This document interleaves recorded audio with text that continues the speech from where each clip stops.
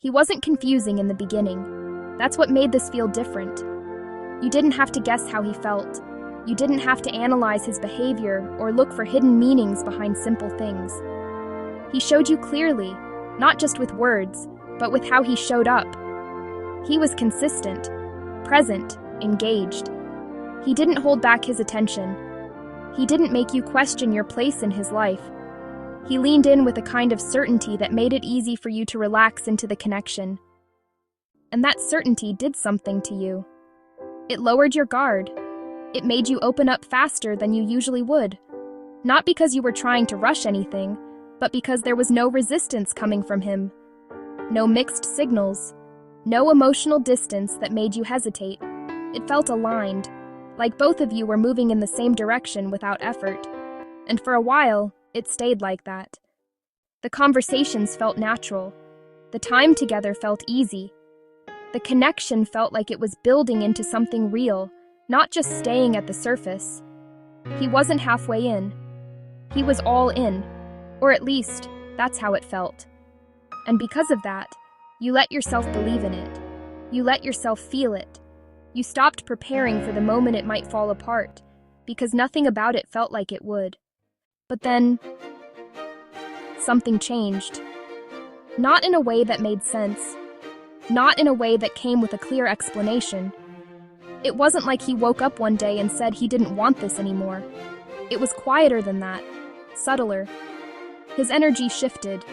The way he showed up started to feel different. Not completely gone, just less.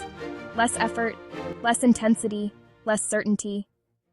And now you're left trying to understand how someone can go from being fully present to pulling back, without warning, without explanation, without a clear reason. Because when something starts strong and then fades, your mind looks for a mistake.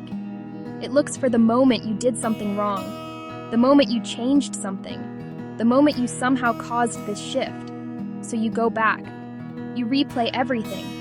You analyze your words. You question your actions. Did I get too comfortable? Did I open up too fast? Did I make it too easy for him? Because when someone feels all in and then suddenly isn't, it creates a kind of confusion that's hard to sit with, because it doesn't match the beginning.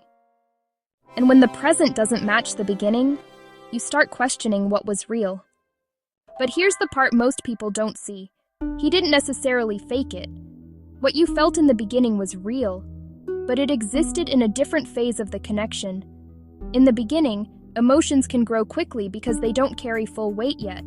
There's attraction, there's excitement, there's curiosity, and there's a sense of possibility that feels good without requiring anything concrete.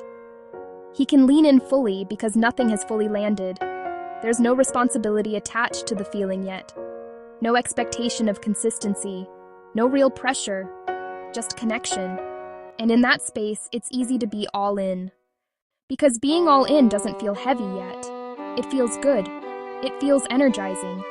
It feels like something you can enjoy without having to hold on to it. But then, the connection deepens. It becomes real, not just a feeling, but something that starts to ask something from him. Now there's emotional weight. Now there's vulnerability.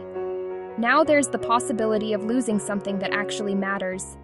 And that's where everything shifts. Because for someone who isn't fully grounded in themselves, depth doesn't just feel good. It feels overwhelming. Because now it's not just about enjoying the moment. It's about sustaining it. It's about showing up consistently.